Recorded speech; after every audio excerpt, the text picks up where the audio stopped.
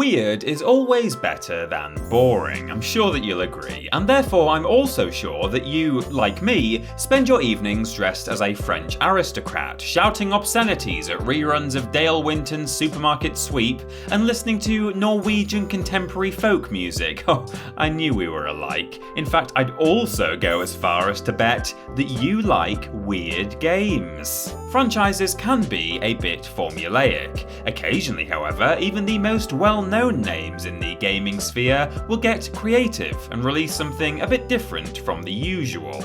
It's this kind of bravery that needs to be applauded, even if it doesn't always go to plan. After all, how would the gaming industry progress if nobody took a risk in the name of innovation? So from spin-offs to sequels and even expansion packs, we've searched through some of our favourite established franchises to find those oddities that truly broke the mould.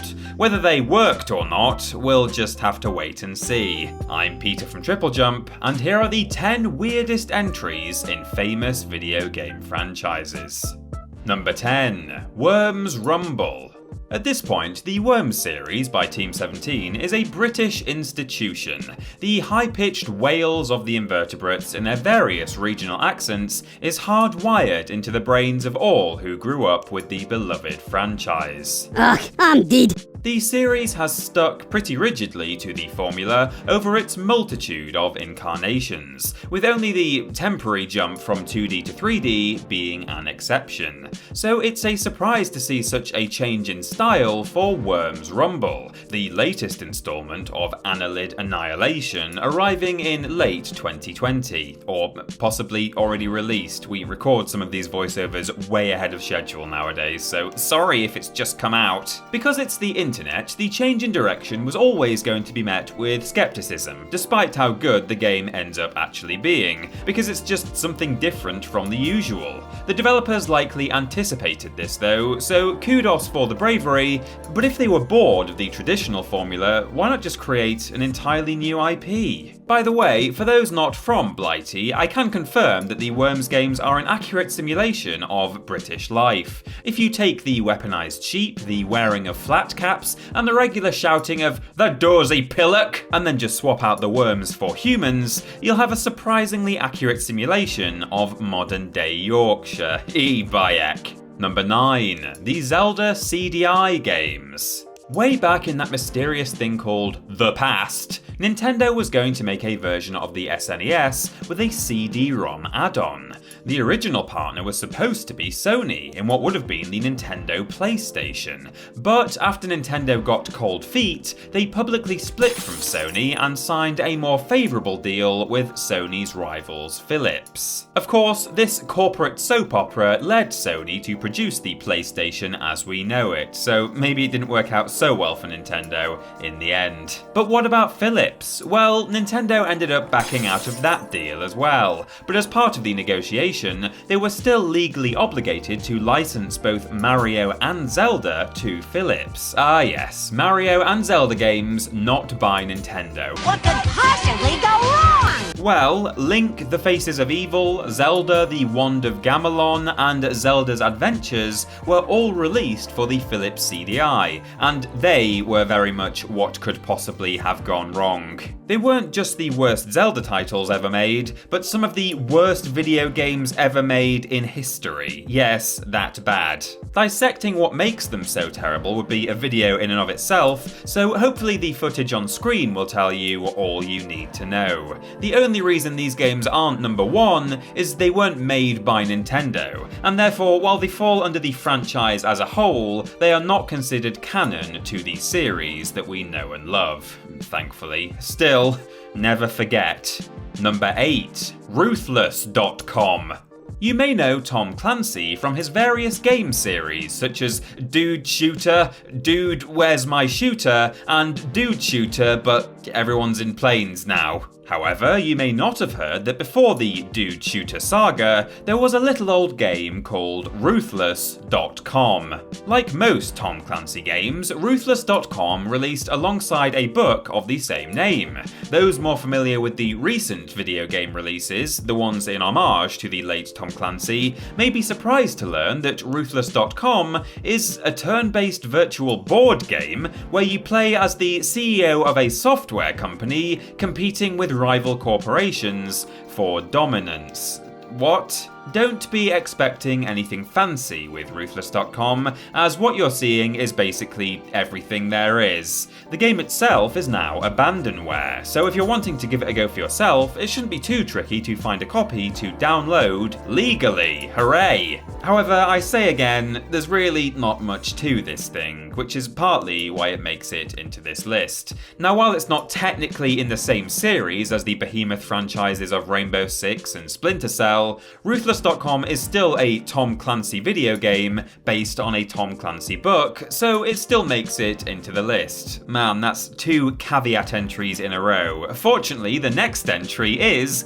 number 7, Far Cry Blood Dragon. Yay! This one's got Far Cry in its name, it definitely counts. If you were to tell me in 2012 that the next standalone game in the Far Cry series was going to be a trippy parody of cheesy 80s action movies, then I would have snorted with derision in your general direction, adjusting my unironically emblazoned hat as I twizzled away from you in disgust. But of course, I would have looked like a damn fool, as only a year later, Far Cry Blood Dragon was released.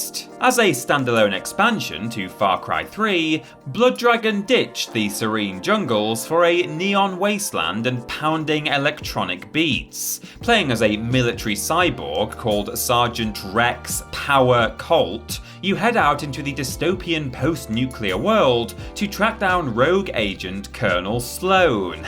Get it? Like Sly Stallone, but like a portmanteau of the two okay, yeah, you get it, okay. Is the game cheesy? Yes. Is it weird? Yes. Is it good? Absolutely. Far Cry 3 was already one of the best open world games of its time, so for Blood Dragon to take everything that game did right and place it into this world is something that deserves attention. The only problem is the length. As it was just a standalone expansion, a la Red Dead Redemption's Undead Nightmare, it was only intended as a short side experience to the main game.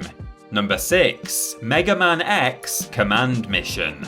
According to Wikipedia, there are 130 Mega Man games. That is far too much Mega Man. Due to this sheer volume, some things about the gameplay were bound to change over time. Well, that's what you'd think, anyway. However, the vast majority of games in that 130 count were either remakes or just sequels and spin-offs in the same action platformer style that the series is known for.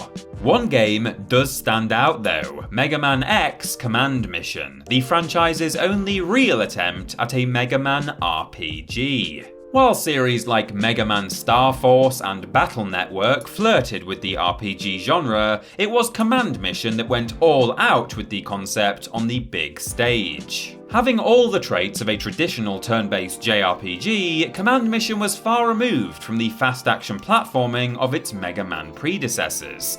Unfortunately, the game was met with a resounding meh from critics, disliking its linearity, lack of difficulty, and tedious repetition. The cel-shaded art style was quite pretty though, even if every area did look exactly the same. The attempt was admirable, it was even loved by a particular section of the Mega Man faithful, but the resulting experience ultimately left a lot to be desired for newcomers. Number 5, Total War Warhammer. Admit it, even before Total War Warhammer was announced, you looked at the tactical battle sim and wondered what their take on your favourite franchise would be like. Star Wars, Lord of the Rings, and other established works have had their dalliances with the RTS genre already, but we'd all like to see the masters of the epic battle, Creative Assembly, take them on. Warhammer's release was a surprising one though, not for the fact that it was a Warhammer licensed game, there are plenty of those, but for the focus being on their older fantasy brand rather than the newer alien battering that has grown in popularity in recent years. Fortunately though, despite this slightly odd change of tone, Total War Warhammer and its sequel were still really good, reviewing just as well as fellow Total War battle sims, and arguably improving upon the more historically realistic siblings with more weird and wonderful gameplay variety. For those not so well versed in either series who want to know why this mashup is deemed so weird, this is like the creators of Armour doing a spin-off set in the Halo universe. Sounds good, but nobody would ever expect it to actually happen. Number 4. Fallout Brotherhood of Steel. If you were to think about Fallout, what would be the first thing to come to mind? A post-nuclear wasteland? An open-world adventure? A simple yet intuitive environment structure that allows for varied and entertaining quests? Some of you might be thinking, all three of those? The near inhuman amount of hours I've put into those games has ingrained in me the ability to see our own world as a Bethesda RPG, even pausing mid-conversation while I contemplate the possibility of successfully persuading my co-worker. Well, I'm with you, and I'd also assume that the makers of Fallout would be too. However, for some reason, they thought that a linear, bland, repetitive shooter where you play as the militant, quasi-religious organisation the Brotherhood of Steel would be the ideal new place to take the series. Spoiler alert, it wasn't. To put it very nicely, the game was painfully mediocre. It only makes sense that the game is considered non-canon. Unlike the Zelda CDI games, which were made by a third-party company, Brotherhood of Steel was made by the series' original developers, Interplay Entertainment, and was to be their last in the Fallout series. Thankfully, Todd Howard and Bethesda are now in charge. Oh, never mind, I forgot about that. Number 3. Sonic Chronicles: The Dark Brotherhood. You've heard of BioWare, right? The RPG specialist responsible for Mass Effect, Dragon Age, Baldur's Gate, and Knights of the Old Republic? Well, did you know that they once made a Sonic RPG? It's no secret that Sonic went through a bit of a rough patch for, well, most of his existence. Even with some occasional good titles sneaking through, like Mania and Generations, it'd be hard to argue that Sonic has a history of quality when you look beyond the Mega Drive glory days. While it can't be denied that he's certainly the fastest hedgehog in all of video gaming, consistency is certainly not his forte. We're not sure what it is about taking classic franchises and making them into traditional turn-based RPGs that the games industry finds so appealing. We've seen the same move from the likes of Mario, the previously mentioned Mega Man game, even Assassin's Creed. No, not really, I'm just making sure you're all listening. Considering that the games of Mr. ST Hedgehog are usually associated with going as fast as physically possible, the switch to a slow, thoughtful, turn-based approach is certainly an odd one. Also, why is it called Dark Brotherhood? Do you have to pray to the Night Mother before you kill anyone? Number 2. Mario Strikers Charged.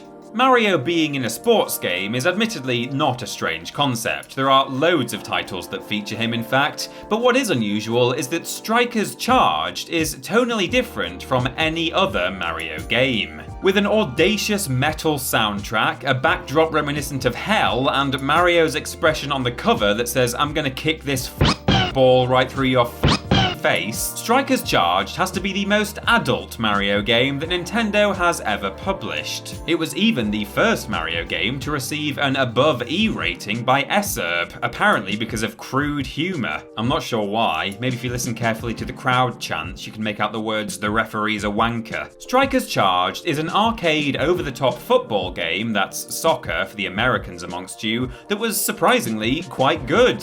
Not that it's surprising for a Mario game to be good, but certainly one that's so different from the others in the franchise. You could even tell from the trailer alone how different this game was going to be from the usual formula by its heavy metal backing track, the likes of which had never been heard in a Mario game before. Oh, it's just oozing with Brutal Legend crossover potential. The question is though, what crime were the Strikers charged for? I'm betting public indecency. Wario looks like exactly the kind of guy who goes to Ibiza on holiday, has too much to drink, and then wiggles his Wilson at the police. Ugh.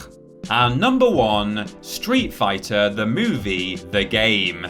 It should have been so easy to make a movie tie-in video game where the movie itself was a video game tie-in. That sentence shouldn't even make sense, but it does because that's what happened. Well, apart from finding it easy to make a good one, anyway. What's more confusing is that Capcom didn't even develop this so-called Street Fighter game, instead hiring a studio called Incredible Technologies. For those who don't know, Incredible Technologies made Time Killers, a terrible knockoff of Street Fighter 2. So when the sublime Street Fighter the movie came out in 1994, obviously the team chosen to make a movie tie-in game was the one that made a bad copy of the game that the movie was based on. Oh, my head hurts. You'd think that Capcom, the makers of Street Fighter, would be able to just churn out another game nearly identical to Street Fighter 2, but with characters more resembling those of the movie, but, well, apparently not. But are you ready to be even more confused? Well, one of Street Fighter's direct rivals, Mortal Kombat, was originally supposed to be a tie-in game for Universal Soldier, a movie which starred Jean-Claude Van Damme. That project fell through and Mortal Kombat replaced it, with Johnny Cage being a parody of Van Damme. But for those of you familiar with the Street Fighter movie, you'll know who played the lead role. Yes, old Jean Cloud himself.